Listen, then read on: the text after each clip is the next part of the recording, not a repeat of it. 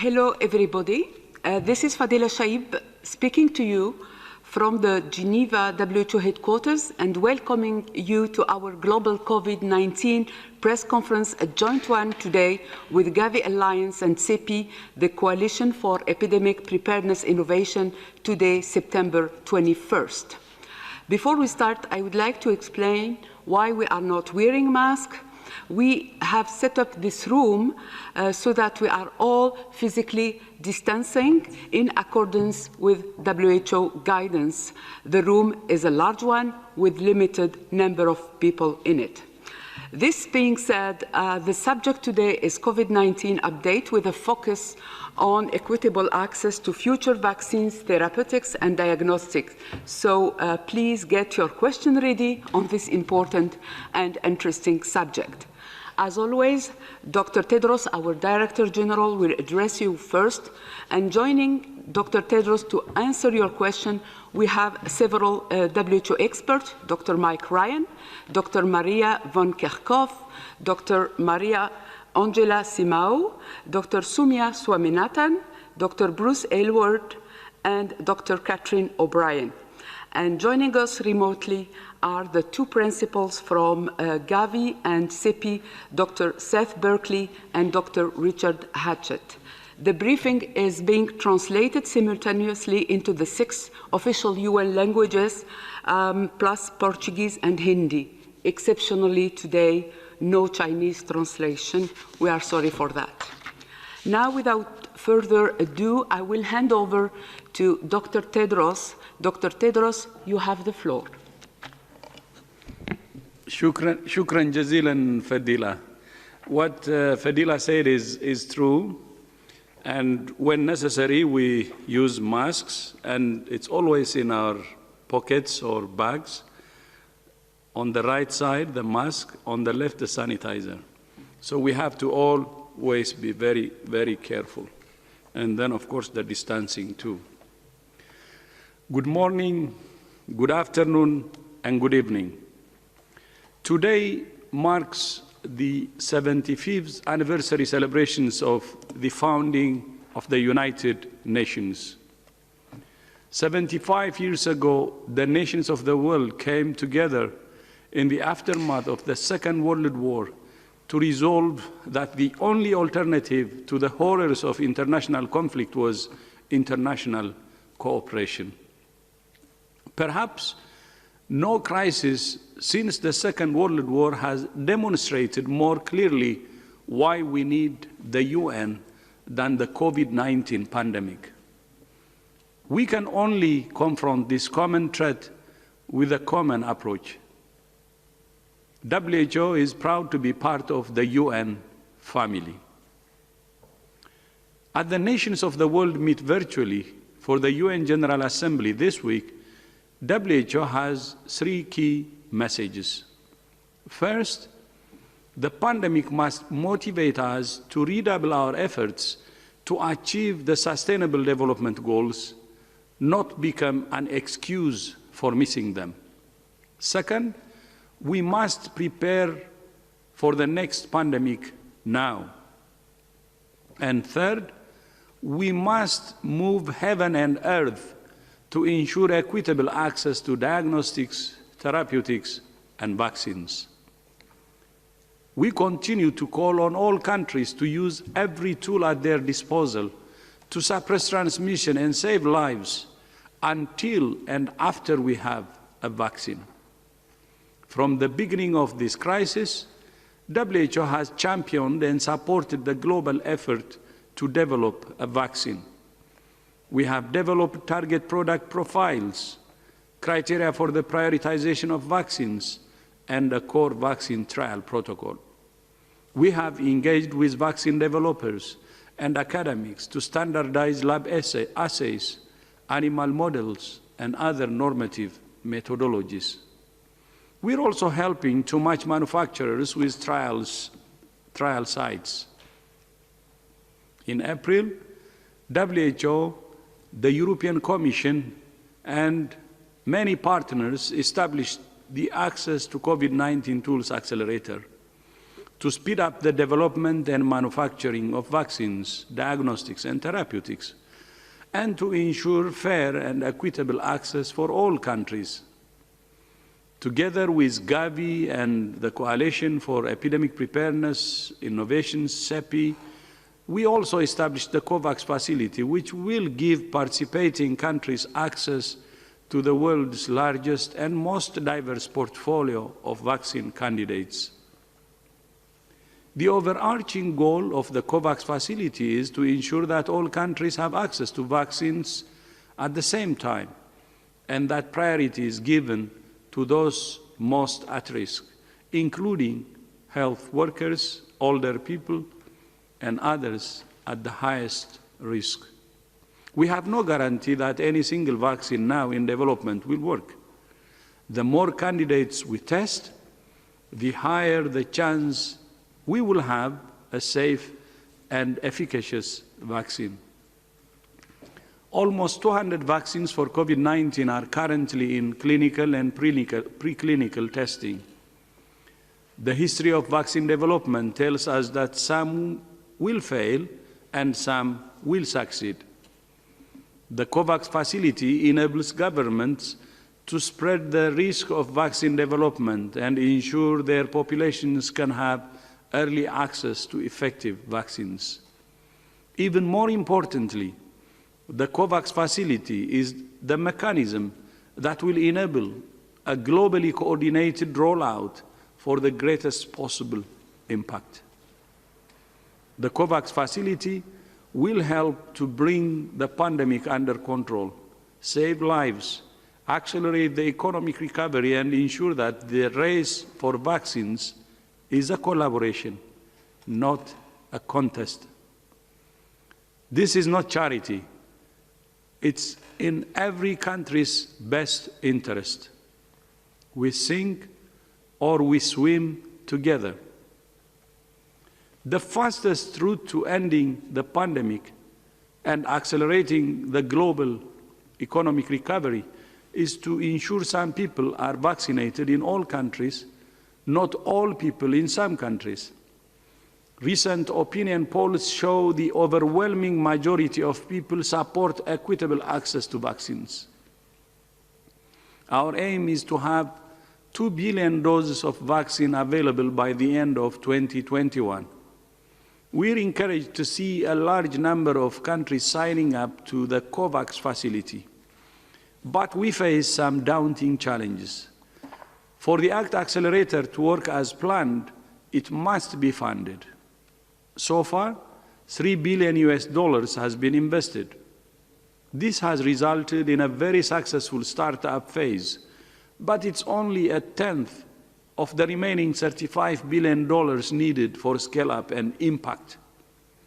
$15 billion is needed immediately to maintain momentum and stay on track for our ambitious timelines. Our challenge now is to take the tremendous promise of the ACT Accelerator and COVAX to scale. We are at a critical point, and we need a significant increase in countries' political and financial commitment. This isn't just the right thing to do. It's the smart thing to do. Our estimates suggest that once an effective vaccine has been distributed and international travel and trade is fully restored, the economic gains will far outweigh the $38 billion investment required for the ACT Accelerator. It's now my great pleasure to welcome my friend, Dr. Seth Berkley, the Chief Executive Officer of Gavi. Seth, you have the floor. Thank you, Dr. Tedros, for that powerful opening statement and for inviting us to join you here today. I'd like to commend the WHO as well as our COVAX co-lead CEPI for being such constructive, diligent partners in the effort. This is a significant day indeed, At a time when societies and economies are under the severest strain, we've seen governments from every continent of the world choose to participate in a plan that secures access to life-saving COVID-19 vaccines, not only for their own population, but helps protect others as well. As of today, 64 higher income countries, including 29 economies operating as Team Europe, have submitted legally binding commitments to join the COVAX facility. We expect as many as 38 more countries to join in the coming days, many of whom have already publicly stated their intent to do so. This is critically important, as it means that when the funds are deposited, we can begin the process of signing formal agreements with vaccine manufacturers and developers, which are partners in the COVAX effort, to secure the doses needed to end the acute phase of the pandemic by the end of 2021. And I want to acknowledge our vaccine partners particularly, who were given the #1 spot in Fortune's Change the World list just out today. It means that the COVAX facility is now open for business. These countries, plus those that will join in the coming days, will participate in the facility alongside 92 lower income countries that will be supported in the procurement of doses. That means that more than 156 economies, representing at least 2/3 of the world's population, will be working together to ensure global access to COVID-19 vaccines through the COVAX facility. From today, we potentially have a truly global solution to a global problem. This is unprecedented. In the last pandemic, a decade ago, we saw what can happen without a mechanism like this in place. As swine flu spread across the globe, a handful of wealthier countries made deals that bought up the entire global supply of vaccine and development, leaving none for the rest of the world. Working together to ensure vaccines are distributed fairly and equally worldwide is not just the right thing to do, as Dr. Tedros said, but it's a far better route out of the acute phase of this pandemic. By signing up, countries are not just reserving vaccines for their own populations, they're helping to ensure their neighbors are protected, reducing the chance of the disease jumping the border. They're helping to ensure their trading partners are protected, boosting their own damaged economies, and ultimately helping to ensure the world is protected, giving us all a better chance at defeating this virus.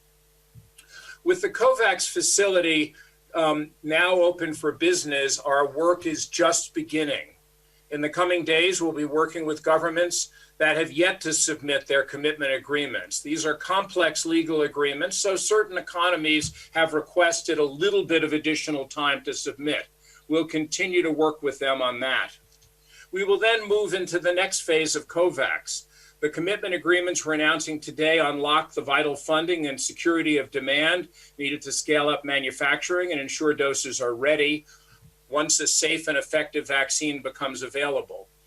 We will now begin to work on signing formal agreements with vaccine manufacturers and developers to secure these doses. They have been committed partners in the COVAX facility, and we look forward to working with them in the next phase. And we will continue to raise funds so that we can ensure that once doses are available for lower income countries, they have the financial support they need to purchase them.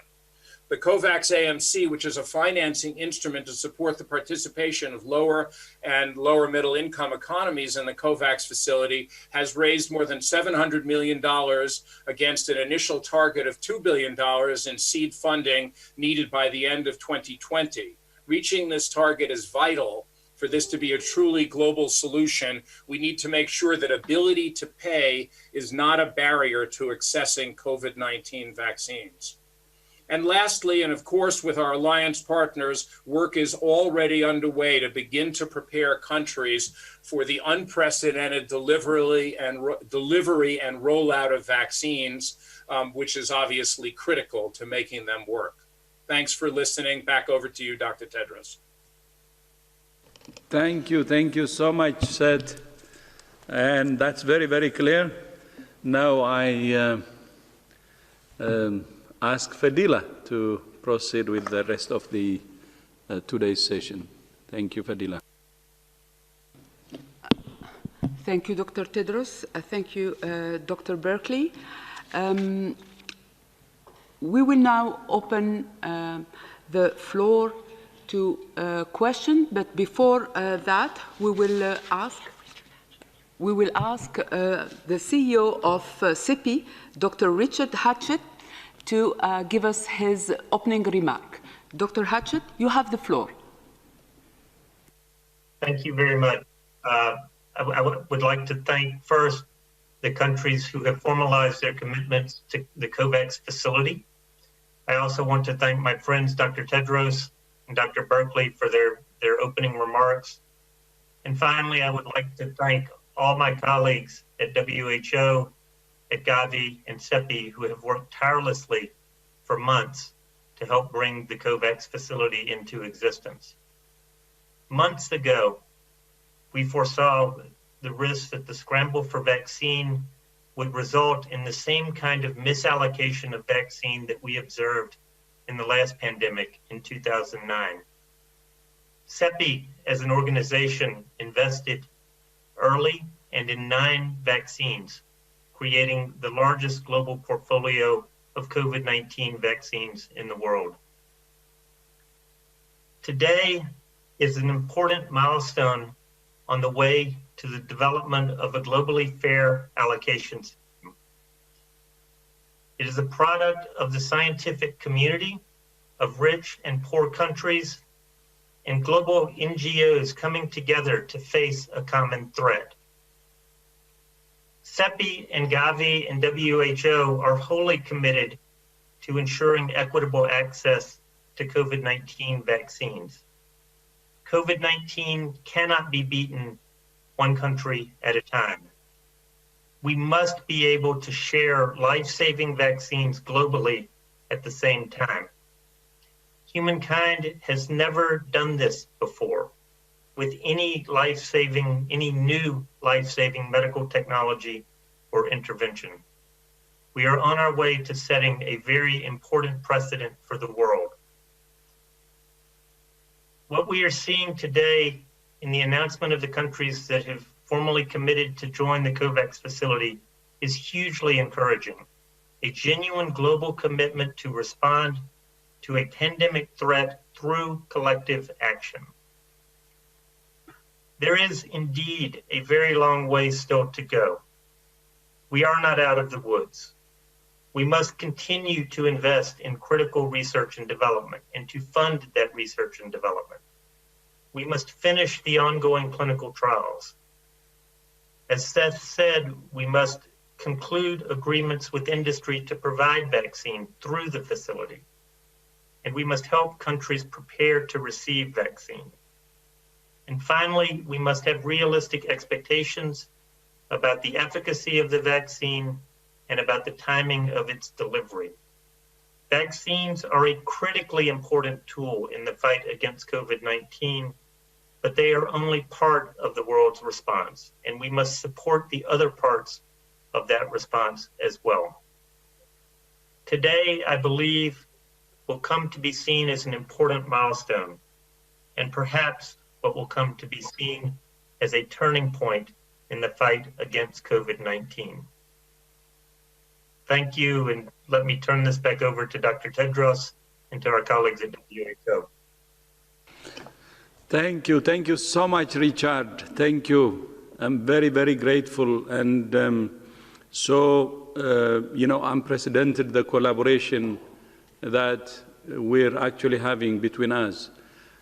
I met some member states today, and they told me how proud they are actually of how we're partnering together, the Gavi, CEPI, WHO, Global Fund, UNITAID, FIND, the World Bank, the private sector, civil society, and others in the ACT Accelerator.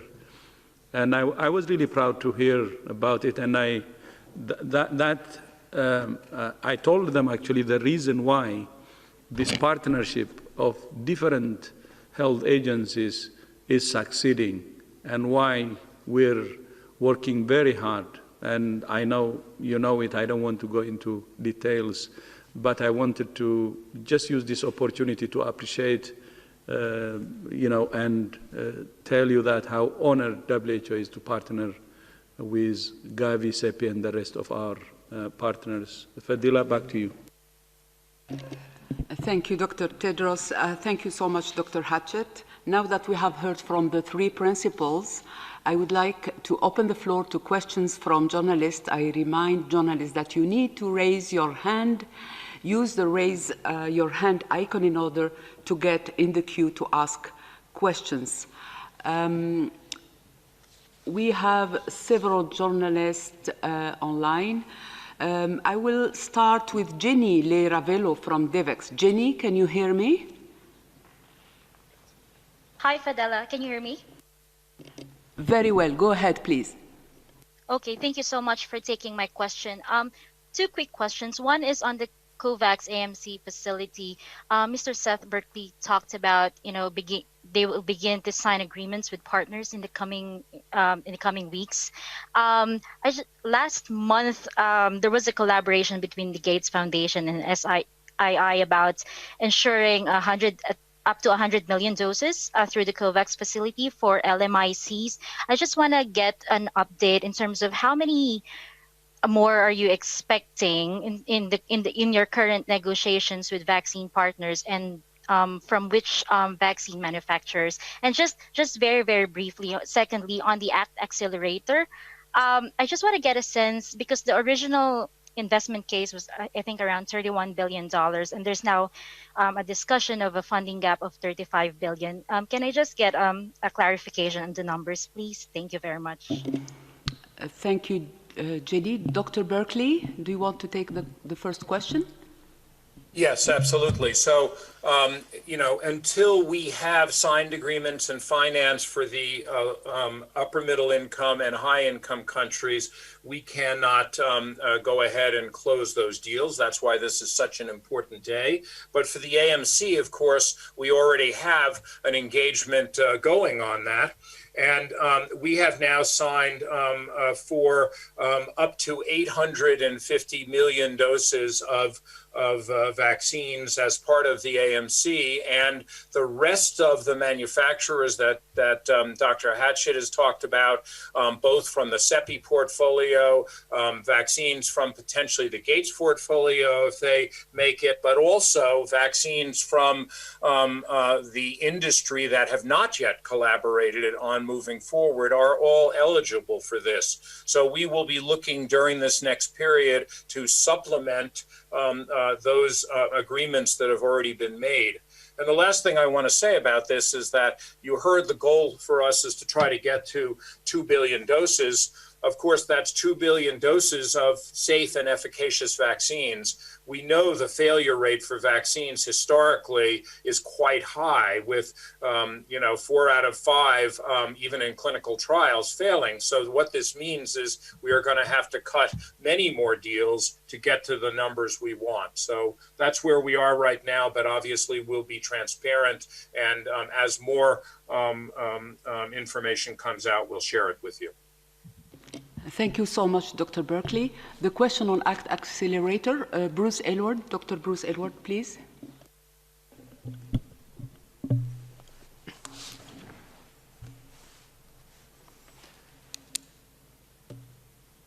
Thank you very much, Jenny. So the first investment case for the ACT Accelerator that was released on the 26th of June gave the costs for the 3 what we call product pillars. So for the vaccine, therapeutics, and diagnostics work of the ACT Accelerator, which was indeed $31 billion at that time.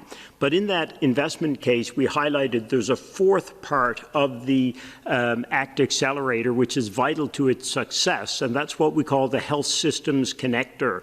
And that part of the ACT Accelerator is the work to ensure that when these new products hit the countries, they can actually be utilized in the most efficient and effective way possible. So that part of the budget has been built in. So what you're seeing today in the new investment case, which will be fully revised and released later this week, will include the costs of what we call that health systems connector. So the total cost for the 3 major product pillars plus the health systems connector, the gap is $35 billion, as the Director General referred to.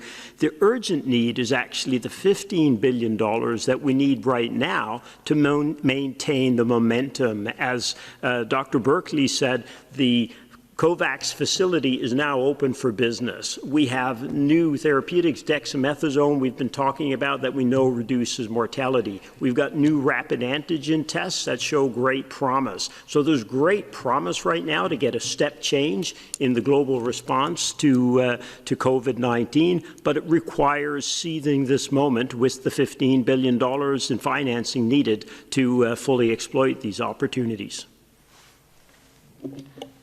Thank you, Dr. Aylward. We will take a question from the next journalist, Antonio Brotto. Can I just kindly ask journalists to limit your question to 1, because we are very happy to have a large number of journalists, but limit your question to only 1, please. Antonio from EFE Spanish News Agency. Antonio, you have the floor. Hola, buenas tardes. Good afternoon, and thank you for giving me the floor. On the list, we can see above all the fact that the United States is not in there, and also we see that China is not in there. Maybe you could let us know if there has been any negotiations with the authorities in China so that they join COVAX, or is there a hope that in the future they may become part of the network? Thank you. Thank you, Antonio. Dr. Berkeley? So the purpose of the COVAX facility is to try to work with every country in the world.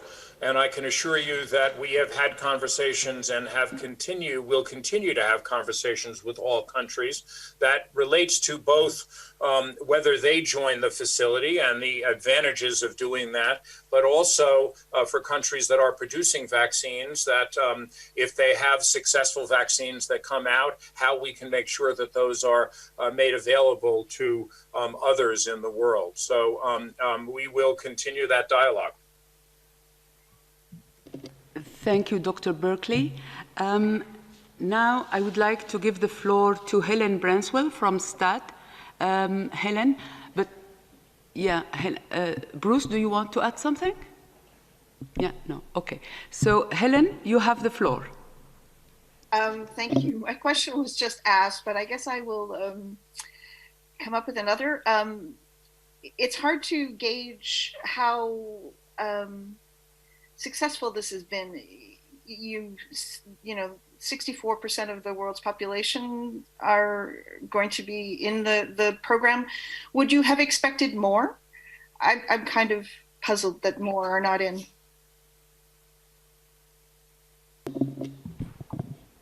Thank you, Helen. Dr. Berkeley? So thank you, Helen, for that answer. And remember, we announced today who has signed up with legally binding commitments. We have many other countries who have expressed interest to participate and who were, because of legal issues or parliamentary issues or other, delayed in making those. So we have 38 other countries that we expect, and maybe all of them won't show up, but I expect the numbers will grow and be significantly larger than they are today, but we'll see. Thank you, Dr. Berkeley. I think Dr. Aylward has something to add. Aylward. Yeah. Thank you, Fidela, and thanks for the question, Helen. I think we can look at this two ways, right? And we've got to look at this as a huge success. When we've got 64% of the world's population as a single entity working together, that's huge progress. And as Dr. Berkeley just mentioned, there are many others that are still interested to join. So what we've managed to do, or a lot of credit here, obviously, to Gavi, WHO, CEPI, who've worked together on this, is to build a coalition at a time when the world world has been so worried about countries going bilaterally. We now have 64% of the world's population, and this is growing still. So this is huge progress, and I think provides a fantastic opportunity for us to achieve that goal of rapidly reducing the risk of severe disease in as many countries as possible, so we can get the world health systems safer, get the societies reopen, and then get, obviously, economies working again as rapidly as possible. This is huge progress. Thank you, Dr. Aylward. The next question is from Nina Larsen, Agence France Presse. Nina, can you hear me? Yes. Hi, Fidela. Can you hear me? Yes, very well. Go ahead, please. Thank you. I'd like to ask a question on another topic. The CDC on Friday shifted its guidelines to say that small particles, such as those in aerosols, are the most common vector of COVID-19 and not the large droplets encountered at close range, as they stated previously. It seems to me that WHO has said, and I might be wrong, but that aerosols occur in certain settings, like in operating theaters, but have not given any conclusive information about whether the virus spreads through the air in other settings. So I was wondering if the WHO is considering shifting the guidelines on this as well, and if you agree aerosol spread is one of, if not the main vector of how of this virus, and how concerned we should be about sharing indoor spaces like the one you are in right now. Thank you. Thank you, Nina. I think we will go to Dr. Mike Ryan to answer this question. Dr. Ryan? Hi, thank you. Yes, we've seen the postings on the CDC website, and we're actually in touch with CDC to better understand the changes that have been made. There are parts of the website that appear to retain previous evidence and parts that appear to change. So we're just trying to check with our colleagues at CDC the exact nature of the change, if any, in their advice regarding this. Certainly, we haven't seen any new evidence, and our position on this remains the same. And we've always said, going back over months and months, about the potential for different kinds of routes of transmission, and particularly driven by the context, the proximity, the intensity, the duration, and the potential for different forms of transmission, including small particle transmission, particularly in poorly ventilated spaces, and the need for the appropriate precautions. Maria can speak to that advice, but we are obviously, CDC is a very learned and credible institution, so when CDC changes anything, we always look to them and ask and get the details, and we're currently following up, and will be doing so over the next 24 hours to understand the evidence that potentially drives any change in guidance. Maria? Yes, so just only briefly to add, because Mike has answered really completely, just to say that we haven't changed our position. We do have a scientific brief that is out that describes all of the different modes of transmission that we are constantly looking at. As you know from the beginning, transmission and severity are two of the main features of any new pathogen that are really critical to better understand. And we are always looking at the literature. What really matters is how we protect people and how we ensure that transmission is reduced and suppressed, and countries are having great success in doing so. And so our guidance around physical distancing, the use of masks, avoiding enclosed, crowded settings, make sure you have good ventilation, hand hygiene, respiratory etiquette, manage your risk, really know what your potential exposure may be depending on where you live and where you work. And we're working with our member states to ensure that they take appropriate steps to reduce transmission. Thank you. The next question is for Simon Ateba, Africa News Today. Simon, can you hear me? Yes, I can hear you. Thank you. Thank you. Go ahead, please. Simon Ateba from Today News Africa in Washington, D.C. My question is to Dr. Berkeley of Gavi. You said that 64% of countries have cemented their commitment to the COVAX initiative with legally binding agreement. I would like to know how many of those countries are from Africa. Second, once a vaccine or successful vaccine are eventually approved, how do you intend to carry out vaccination in Africa? Will you start with some countries like South Africa, Egypt, Algeria, Ghana, and Nigeria, where there are most cases? Or will you do it at the same time? And if you allow me to quickly ask one last question on what Dr. Mike Ryan just said about the CDC. The CDC also said that coronavirus can spread further than 6 feet. Are you also looking at that area? Do you still stand by the recommendation that 6 feet is enough to prevent the spread of coronavirus? Thank you. Thank you, Simon. I think we will go to Dr. Berkley to answer the first question of Simon. Dr. Berkley? So thank you, Simon. There are 48 African countries that are included in the advanced market commitment. There are 8 self-financing countries that can join. Right now, 48 of those countries are part of the facility and will have access. The purpose of the original allocation framework is to try to provide vaccines equally to all participants, including developed and developing countries. And obviously, that has to be also joined to how fast vaccines get produced and in what allocation or what quantities they can be transported. But the idea would be initially to try to get to health workers around the world. And that is, up to 3% of a population, and then to add doses as vaccines get made. So the idea would be to try to make them available to all countries equally. After 20% of countries are covered, the idea would be that the allocation framework would shift slightly, and if there were differences in need, that would be taken into account. Last thing I'd say is that there is also a plan to put aside doses for humanitarian emergencies, and those, of course, could also be used in the circumstance where there were substantial outbreaks that needed additional doses. Over. Thank you, Dr. Berkley. I think Dr. Aylward has something to add.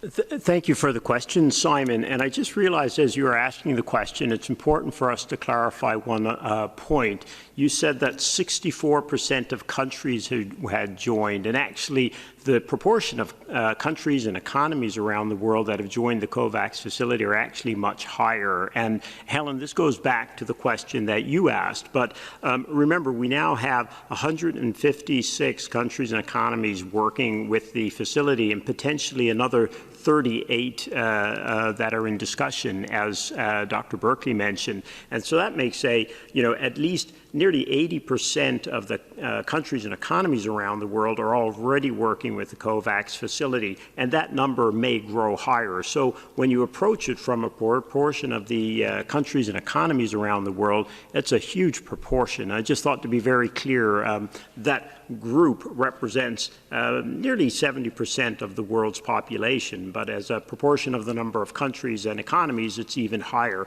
which again is extremely important when it comes to that goal of equitable access. The more countries and economies we have working together, the better the opportunity to get these products rolled out in the right order to the right people at the right time.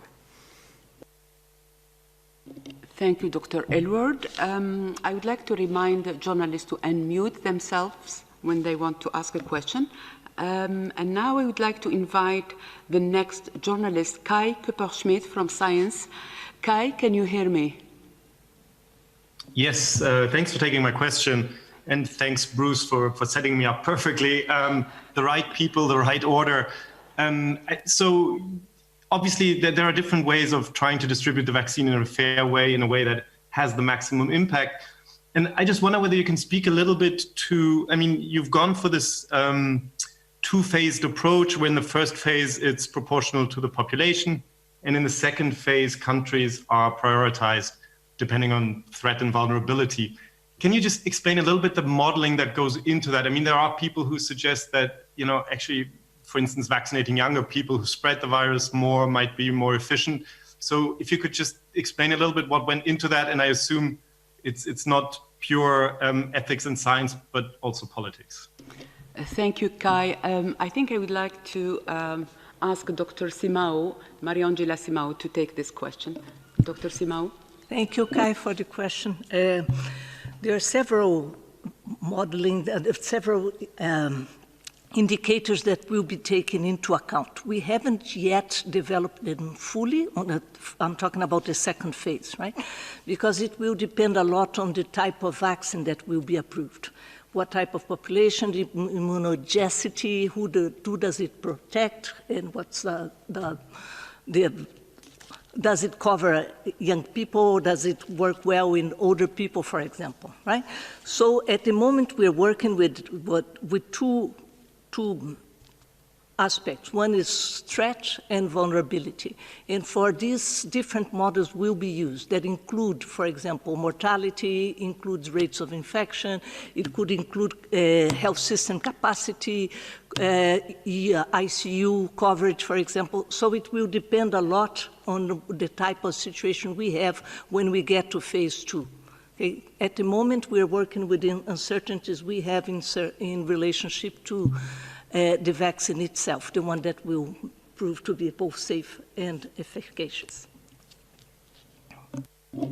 Thank you, Dr. Simao. Now I would like to give the floor to Corinne Gretler from Bloomberg. Corinne, can you hear me?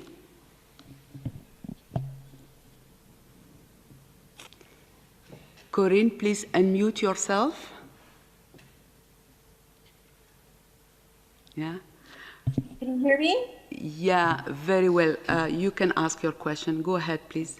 Yes, sorry. I may have missed this earlier, but I was wondering if you still expect China will be involved with the COVAX program. Is it maybe one of the countries that asked for more time to commit? Dr. Swaminathan, can you answer this question, please? Yes, I can start, and maybe Dr. Berkley would like to come in as well. So we've been engaged in discussions with China for the last several months because, as you know, they also have a very active vaccine development program, and several of their vaccine candidates are in advanced stages of clinical trials. So this is also of interest to us. So we're following those very closely. And we've had very constructive and open discussions with them, and they have always been reiterating their commitment to global access if some of their candidates actually prove to be successful in the clinical trials that are going on. So I think the conversations are going on. It's still open, and we're hopeful that more countries are going to join. But Dr. Berkley might like to add something. Dr. Berkley, do you want to supplement, please? So I think Soumya has done a good job answering that. I'd just say, that they haven't signed up, but they have publicly expressed their interest in engaging with us, and so we will continue to have that discussion. Thank you, Dr. Berkley. I would like now to give the floor to Jamie Keaton from Associated Press. Jamie, can you hear me? Yes, hi, thank you. I wanted to talk about the WHO's threshold for approving or giving its stamp of approval to a COVID-19 vaccine and the minimum efficacy rate. Would you possibly approve the use of a vaccine that's less than 50% effective, as it happened in some other types of vaccines? Thank you so much. Thank you, Jamie. Dr. Swaminathan, please. Thank you, Jamie. As you know, we put out the target product profiles for an ideal COVID vaccine. This was several months ago, and obviously these target product profiles are to help developers and funders to try to have some benchmarks for when they're developing the vaccine. We have two scenarios: a vaccine that's used mainly as a preventive, and also a vaccine that could be used in outbreak settings to rapidly control outbreaks. So they have slightly different product profiles. But essentially, what it describes as a vaccine, ideally with 70% efficacy and above, but certainly 50% would be the point estimate that would, that's what we would classify as an effective vaccine.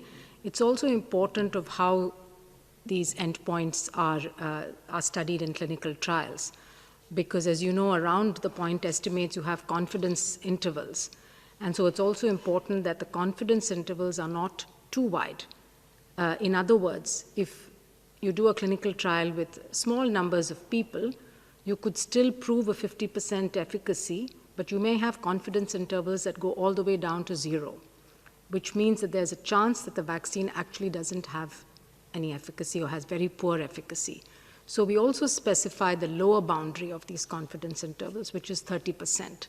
A vaccine that has less than 30% efficacy is probably not going to have a big public health impact, because you can see if you have a 30% or lower efficacy and you vaccinate a certain percentage of the population, it's going to be difficult to get to those levels of immunity. The FDA also has guidance on the criteria. We're very well aligned. The WHO guidance and the FDA guidance are very well aligned. And as clinical trials are proceeding phase 3, we're expecting to see some of these data. So it's also going to be important to have criteria for emergency use listing and then ultimately for pre-qualification. As you know, emergency use listing is a step on the way to pre-qualification or to full licensing, and is done in case, you know, in pandemics like this, one might consider that. But again, there are minimum criteria also for safety. So one is on the efficacy side, but on the safety side, we would like to see several months of follow-up to assess the adverse reactions, particularly since we have so many platforms that are currently being tried, which are first-time platforms, like the RNA and the DNA vaccines, and even the non-replicating viral vectors have not been used at scale. And therefore, safety considerations are important, because here's a vaccine we're going to use on billions of people. And so the risk-benefit profile has to be very, very strong. Kate, you want to add something? Yeah, I think what I'd just like to add to that great explanation about sort of how we consider the evidence from trials. It's really important to remember that there's also a policy process. And although vaccines, or frankly any product, may achieve authorization, licensure, how that vaccine is actually used in which groups, and certainly will be taken into consideration the magnitude of the efficacy and in which groups that efficacy was demonstrated. So at WHO, we do have the policy process in motion, considering the evidence right now, and we'll continue to watch very carefully as that evidence accrues. Thank you. Thank you, Dr. O'Brien. I would like now to invite Leroy D'Souza from Mint, India, for the next question. Leroy, do you hear me? Hi, I can hear you. Yeah, please go ahead. Yeah. So the thing is, my question is specifically with regards to India. Now, India is part of the Gavi AMC eligible countries, but has there been any sort of discussions about payments or the total number of doses that are needed? And also among the 4 candidate vaccines that are there, that are part of the COVAX facility, apart from the serum, Oxford serum vaccine that is there, are there any others that are being, what are the others that are there? And are any talks going on with Indian manufacturers? Thank you, Leroy. Dr. Berkley, do you want to take this question, please? Sure. So thanks for the question. India has a very special role to play. It has a whole group of indigenous vaccines that they're working on. There's a powerful science engine going on there. And they also have massive manufacturing capability. And so we have had a series of conversations on the R&D side with all of the manufacturers, and also with the manufacturers on the ability to scale up and produce. Of course, India is Gavi's largest eligible country, and so they are part of the AMC. But also, given the size of India's population, we have always had a special strategic relationship with India. And so we have had a series of conversations, and we'll continue to work on those conversations on how we would be able to provide vaccines, which we would purchase, which India would purchase, and how those would be scaled up appropriately. I don't know if Soumya wants to add anything to this, given her engagement also in this work. So, yes, thank you, Seth. I just wanted to add that India is also obviously a very good place to do clinical trials for multiple vaccines because of the population that is exposed, but also because of the capacity that exists and the institutions that are capable of doing randomized clinical trials. So we are discussing with the companies as well as with the ICMR and the Ministry of Health on clinical trials for multiple candidate vaccines, both those made in India as well as those that are available outside. And so we hope that there'll be a lot of activity in the coming months, both on the R&D side. There are several candidate vaccines that are advancing, at least 7 or 8 of them. And so we hope to see results coming from those studies. The first few are now in phase 1, phase 2, and in the next couple of months, I think we should start seeing the immunogenicity and the safety data coming in. They're also in conversation with CEPI for partnerships on R&D. Thank you, Dr. Swaminathan. Dr. Richard Hatchett, do you want to add something on the vaccine issue? Yeah? Yeah, no, just to say that the Indian manufacturers, as Seth and Soumya have said, are very much, participating in the global response. They are supporting the manufacturing of vaccines by international companies as well as developing their own. They have a terrifically exciting and robust biotechnology community. And we have been deeply engaged in discussions with them and look forward to collaborating. Thank you, Dr. Hatchett. Thank you so much. Now I would like to give the floor to Sarah Wheaton from Politico. Sarah, can you hear me? Yes, thank you for taking my question. The goal, as I understand, for COVAX is to secure 2 billion doses, but given that some vaccines would need 2 doses and some would need 1, just wondering why that is the unit as opposed to just saying we want to, say, vaccinate 2 billion people. And when we talk about phase 1 and phase 2, and that phase 1 would give each country enough for 20%, does that mean 20% would get a full course, or 20% of people would get 1 dose, even if it's a 2-dose vaccine? Thank you. Thank you, Sarah, for this question. I would like to invite Dr. Kate O'Brien to respond. I think it's important to recognize that the 2 billion dose number is predicated on the idea that it would be a 2-dose regimen. We don't know yet which vaccines are going to reach success and licensure, so that's the direction we're planning for. But that's really only through 2021. The aspiration, of course, is to go well beyond 20% immunization and to extend that to all people who would benefit from protection through vaccines.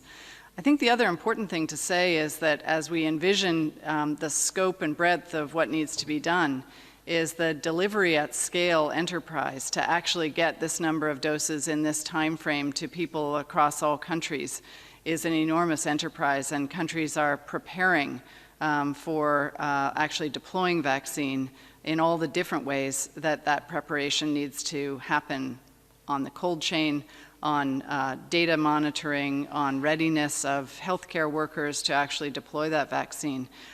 So we have to really remember that what we're talking about today is really the first phase of what needs to happen, and the aspiration is to assure that we are able to secure more vaccine for all people in all countries who need it eventually. Thank you, Dr. O'Brien. I would like now to give the floor to Imogen Fulks from the BBC. Imogen, can you hear me? Yes, I can. Yeah, please go ahead. Could I just come back to the drivers of infection? Because I wasn't quite sure that Nina's question from AFP got answered as clearly as we might like. Because I think the question was that CDC is suggesting that aerosol is the main driver of transmission. And I know that you've never ruled anything out, but from a long time you were saying that droplets were the primary driver of transmission. So, I mean, you say your position hasn't changed. Do you still think droplets are the primary driver of transmission then? Thank you, Imogen. Dr. Ryan? Yeah, no, I think you may find that the advice that's been posted by CDC is actually draft advice that has been, I think, taken down at the moment as we speak, because I think it was maybe posted inadvertently. So I believe from that perspective, I think we need to see what the final advice of CDC is. But that doesn't mean we can't talk about this very important question, which is the spread of this disease. Unquestionably, the disease can spread by many different routes, and we've seen that. We believe, based on the epidemiologic parameters, that the primary mode of transmission is through the respiratory or through the direct person-to-person route. Depending on the size of aerosols, we believe that symptomatic individuals infect the majority of people at close range through the direct contamination with droplets. And then there is always the risk, and is the risk of further transmission at longer distances. And Simon Ateba asked earlier about this 6 feet versus 3 feet. There is no question that distance is a factor. There is no question that duration is a factor. There's no question that ventilation is a factor. All of these things. The risks decline exponentially as you move further away from another individual. The risks decline depending on ventilation. The risks increase depending on the density of people. And that's why it's so difficult to say with absolute. If Simon asked earlier, is 6 feet better than 3 feet? Of course it is. Is 9 feet better than 6 feet? Of course it is. The issue here is to find out what is the best balance of measures that manage most of the risk and then allow us to be able to exist within our society. So it's the same thing when we talk about the period of time for contact tracing. We say 14 days. That does not mean that 100% of people develop disease in 14 days. What it means is the vast majority of people will develop disease within 14 days. We could follow people up for 30 days or 50 days. The question is the balance of the resources required versus the benefit we gain in terms of disease control. All of these parameters need to be put together. So we still, based on the evidence, believe that there is a wide range of transmission modes. We believe the disease is predominantly or primarily spread through droplet spread and through larger droplet nuclei, but we have always said that smaller droplet nuclei can spread this disease, and that is very context-driven. People crowded into a small space without adequate ventilation, where they're there for a long duration of time. In that situation, aerosol-based transmission can occur, and it has been demonstrated to occur. The question is what's driving the day-to-day transmission of the disease. And we need to stop all sorts of transmission. We need to look at all types of transmission. That's why we talk about avoiding crowded spaces. That's why we talk about ventilation. That's why we talk about the duration of time you spend in those spaces. So the advice in that sense does not change. It's about knowing the risks, managing the frequency, intensity and duration of time you spend in the company of other individuals in crowded spaces, and when you can't physically distance, when you can't fully manage that, to be aware of those risks and to ensure that you always have a mask with you so you can wear that mask in situations where you can't distance yourself appropriately from others, and to always remember to maintain good hand hygiene. So these are really important issues, and I think we have to level with people. There are no absolute risks. There's no situation where this is risky and this is not. And where this is bad and this is good. It's about finding the best balance of behaviour the best balance of risk that allows us to go back to school. For example, I'm sorry to go on about this, but many countries have brought children back to school successfully. It's been very, very tough. It's not been zero risk. The risks of transmission still occur. We're balancing those risks to benefit our children's education, to minimize their risk of exposure or bringing the disease home. But it's not zero risk. And great credit goes to those schools and local school authorities and governments who've managed to do that successfully. So I do think as we move forward in this pandemic, we've got to become able to accept that there are very few absolutes in this response. And we've got to be able to be smart and make smart decisions, and smart decisions are made based on understanding risk, minimizing risk, and then being aware of the residual risk, and as best we can to avoid that. Maria, I think you may have. Thank you, Dr. Ryan. We are going to move now to South Africa, to Sophie Mokoena. Sophie, can you hear me? Yes, I can hear you loud and clear. My question is around the issue of making the drug or the vaccine or whatever medicine available to ordinary people. Activists or ordinary people around the world are asking for a moratorium on all COVID-related patents with the intention to ensure that you don't have a situation where companies and individuals are profiting while people don't have access to such important vaccine or medicine or anything that can help them, and also to ensure that you classify health as a public good. What is your reaction as a panel? Thank you, Sophie, for this interesting question. Dr. Simao? Let me start, and maybe colleagues can complement. I think we are very clear, WHO is very clear when we are talking about COVID technologies that work to save lives and to prevent infections as global public goods. Right? And it's in this framework that WHO has been working with partners, including Gavi and CEPI in the vaccines field, to ensure that there is equitable access to these technologies. We understand that for specific products like vaccines, for this acute period, that intellectual property barriers are not necessarily the most important barrier. We expect that next year the most important barriers is the capacity to scale up production and to make these products available. And we know that some of these manufacturers will be selling these products at what we call a cost plus, which is not intending to have profit. Right? On the other hand, we do have products, for example, for treatment. When you have like a product like dexamethasone, which has helped to decrease, it has proved to decrease mortality in severe patients, which is not patent protected, is available across the world. It's a very old drug. But we have expectations that we may have a new therapy, and this could be like a biotherapeutic, which is, as we speak, the current ones in the market for other diseases are very costly and are patent protected, and they are hard to be scaled up and to be copied. So we do expect that for medicines, even if these new biotherapeutics prove to be safe and efficacious against COVID, that we may have IP as a barrier. And this is why we are also working together with UNITAID and the Wellcome Trust to address this beforehand. And this is expected in case one of these new therapies become available in the market. Right? For example, you have the case of monoclonal antibodies who are already complex molecules, and they are already used for other indications, and they are very expensive.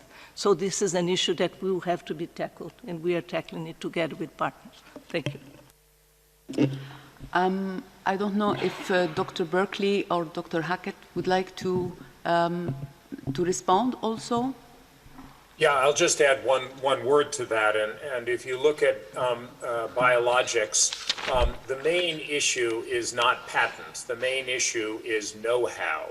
And that's because these are, basically living organisms or components of living organisms, and therefore the whole process is the critical piece. So, in my experience of 30 to 40 years working around vaccines, I can only think of a handful of cases where a patent was a major issue.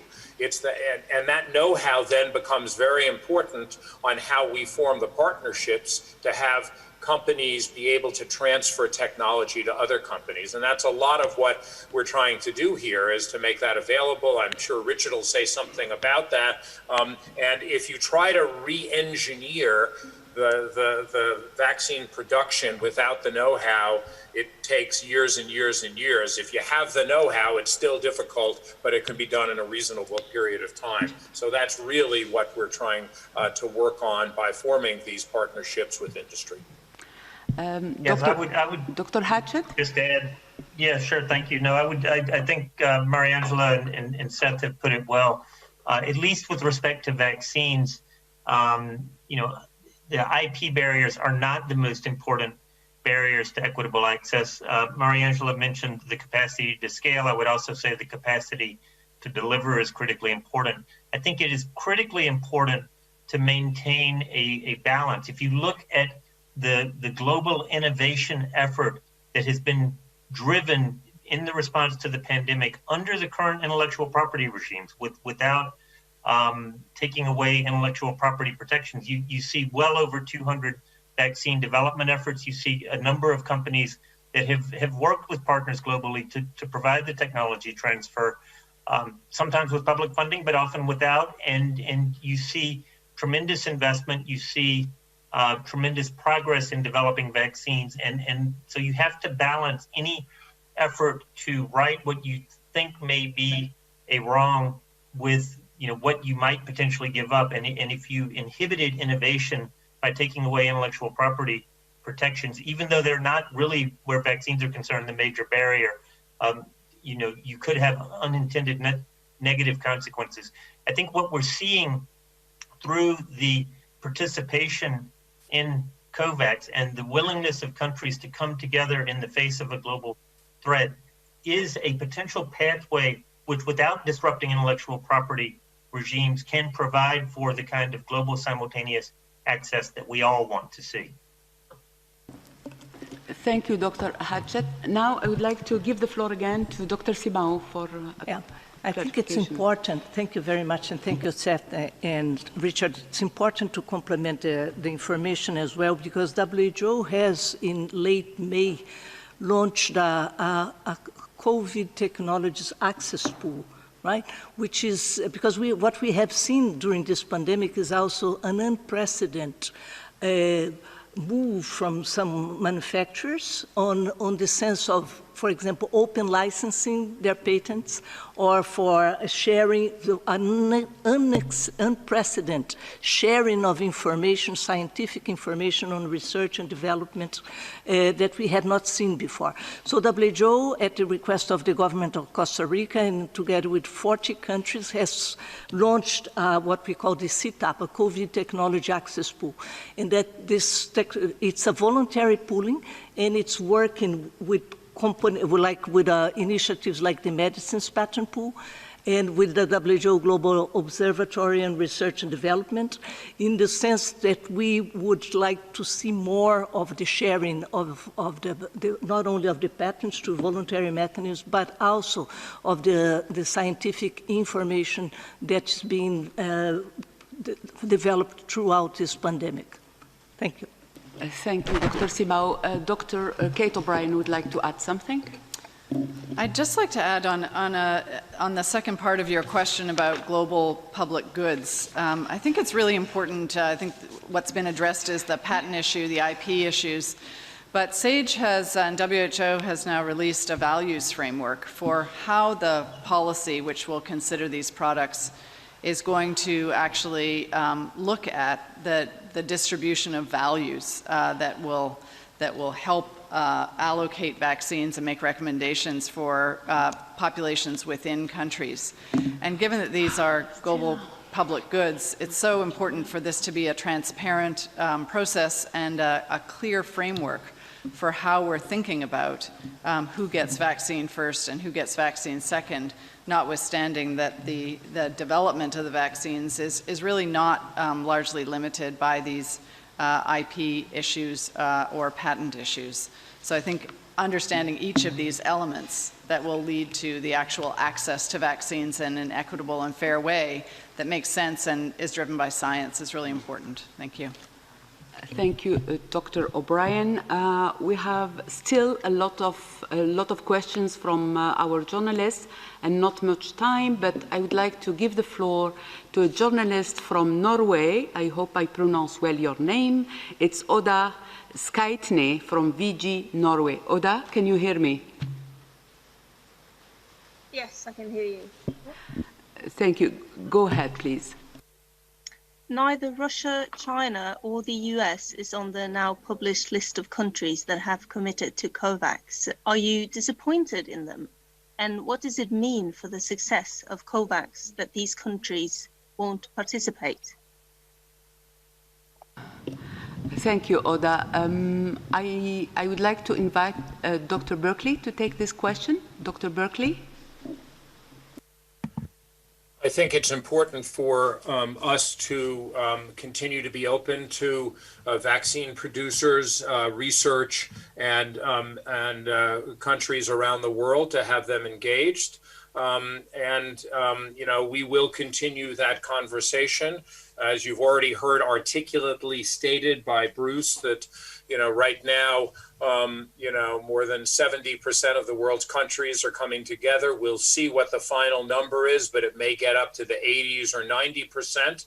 And so we will work with those countries and move forward on it. So I think that's the reality of you know, of where we are right now. And, you know, at the end, we want to make sure that we get to the point where everybody has access to vaccines.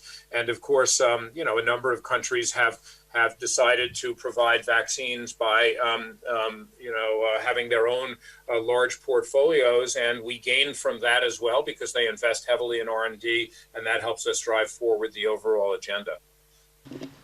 Thank you, Dr. Berkeley. I think we will take the last question from John Cohen. John, can you hear me?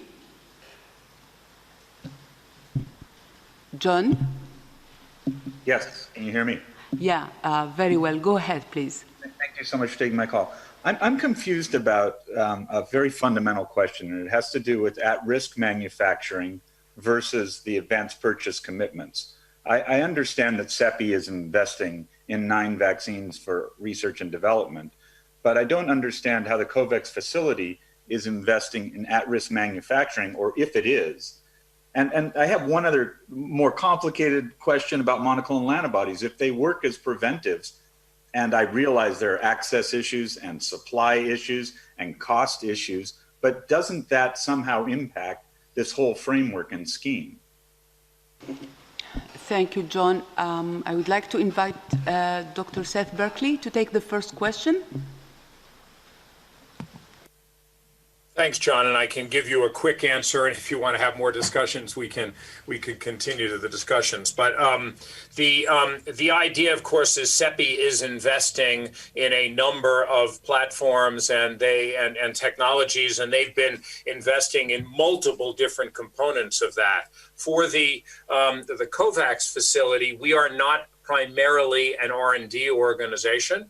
But what we can do is work to make sure that technology transfers occur, that manufacturers scale up by putting incentives in place for them to do that, and by paying the reservation fees for their vaccines to move forward. So those are some of the levers that we can use as part of the effort that we have. I don't know if Richard wants to add something to that.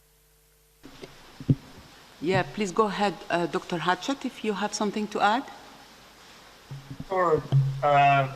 No, just that CEPI has made a number of investments early on to support the at-risk manufacturing, and that essentially are making investments to accelerate manufacturing before we have the clinical trials, just to be clear with everybody what we're talking about.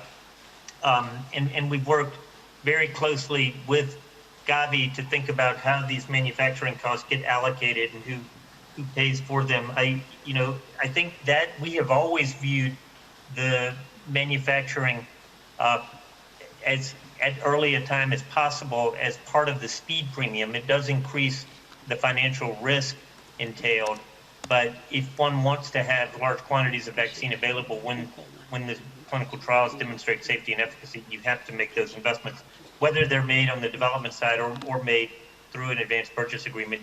Either pathway can be used to facilitate that. In terms of the John, your question about monoclonals, we are all watching the monoclonal story. The therapeutics accelerator under the ACT accelerator is making the principal investments in monoclonals at this point, not COVAX. But I think going forward, as we move through this pandemic, but certainly into the next interepidemic period, and as we think about preparedness for pandemics more broadly, I think there's going to be a spectrum of technologies that have potential applications and benefits. And I've even started talking about vaccine-like technologies, and monoclonals in their prophylactic capacity, kind of fall into that category. They also have potential therapeutic applications, and it's a critically important technology for us to figure out how to be ready to provide globally. And hopefully further technological advances will bring those cost of goods down and make it much easier to contemplate distributing those globally. Thanks. Thank you. Dr. Swaminathan? Just to supplement what Richard said on the monoclonals, we're looking forward to several trials that are going on now. We know of several developers of monoclonal antibodies. And John, as you very well know, these could prove to be an effective solution both for prevention as well as for treatment of early or moderate disease and late-stage disease. All of these, of course, we need to wait for the results of the trials. It cannot be a substitute for vaccines because monoclonal antibodies have a limited duration of action and would need to be repeated many times. Hopefully, vaccines will offer a much longer duration of protection. But as Richard said, I think we have to look at a package of interventions in order to bring the pandemic to a control, both on the prevention side as well as on the therapeutic side, and very importantly on the diagnostics side as well. So it's going to be one more element or measure in the armamentarium that we need. And finally, I think monoclonal antibodies have a future beyond, obviously, this infection. There are many other infectious diseases, and they're non-communicable diseases like cancer, for which monoclonal antibodies are already being used, and there are going to be growing indications, I think, in the future. So this is a good time to invest in capacity for manufacture of monoclonal antibodies in the developing world, so that in the future we can use this technology for multiple infectious diseases. Thank you, Dr. Swaminathan. Dr. Edward has something to add? Yeah, I'm sorry, but John, you touched such an important point, and I'm going to sound like, quote the Director General here when he keeps saying you have to do it all. And when the ACT Accelerator was set up, it was not about finding a vaccine or finding a diagnostic or finding a therapeutic or the other measures. It was about doing all of it, because exactly like Dr. Swaminathan said, we need the whole package. We need the integrated package to manage this disease, to get our health system safe, keep the populations healthy, get our societies reopened, and get the economies reopened. So it's going to be that mix of vaccines, therapeutics, therapeutics, but then Dr. Swaminathan, in her last point, she made the point of diagnostics, right? And Mike keeps hammering this again and again and again. If we can rapidly diagnose people, they know their status, they know whether they're infected, and they can then properly isolate contacts, properly high-risk contacts identified, we can do so much more to control this disease today. So if you look at the plan for the ACT Accelerator in our very first phase, a big emphasis was on the scale up of the therapeutics, or sorry, the diagnostics, and then dexamethasone and the other interventions that are coming down the pipeline, because there's a lot we can do today to be reducing morbidity and mortality of this disease much more. Thank you, Dr. Aylward. I think we will be closing this press conference. Before I hand over to Dr. Tedros, I would like to ask Dr. Berkley and Dr. Hatchett if they have anything they want to add. Dr. Berkley, Dr. Hatchett? I want to thank everybody for the excellent questions, and I want to remind people that we are moving quickly. It's an unprecedented new set of collaborations, and people are working together very hard. So there will be adjustments and changes. For example, one thing that I didn't comment on because my colleagues asked was, why 2 billion doses? Well, the answer is when we originally began to think about this, we said, what's possible? What do we think is possible to be produced in 2021? We have no idea, of course, which vaccines will succeed, what the scale up's going to look like, what the yield's going to look like. So we began to plan on what we thought was possible. As we get more information, those plans will change and we will have to adapt. So that's going to be the challenge in front of us, is trying to turn this into equitable access for all under the best science conditions, but also understanding that we will not have all the answers and now or even in the near future. But thank you, everybody, for listening, and we look forward to continuing the discussion with all of you. Thank you, Dr. Berkley. Dr. Hatchett? Please, you have the floor. Thank you. Just to build slightly on what Seth has said, I think we have only gotten this far because the entire world has been galvanized by the threats that we face. To get this far, we have engaged in a very productive and ongoing set of conversations and collaborations with our industry partners, with our non-governmental partners, with WHO, and with the countries that are involved in it, and many of whom have just made commitments to join the COVAX facility, which is a huge vote of confidence, but also a huge vote for proceeding with this response as a collaborative, collective effort. I too want to thank all of you for joining. I've spoken obviously with many of you in the past. We are here. We do want to talk about what we're doing. We welcome your questions, and we will try to be as transparent as we possibly can, recognizing that we are continuing to evolve and respond to changing circumstances in a very dynamic time. Thank you. Thank you, Dr. Hatchett. Now I would like to give the floor to Dr. Mike Ryan, who wants to add something. I know the DG will speak to this again, but I think as it is the 75th anniversary of the founding of the United Nations, and as a proud staff member of WHO and someone proud to serve within the United Nations, we just want to say to our colleagues around the world, all of you out there who get up every day to serve those who are least and to preserve the peace and to fight for human rights, we thank you, and we hope we can continue to serve.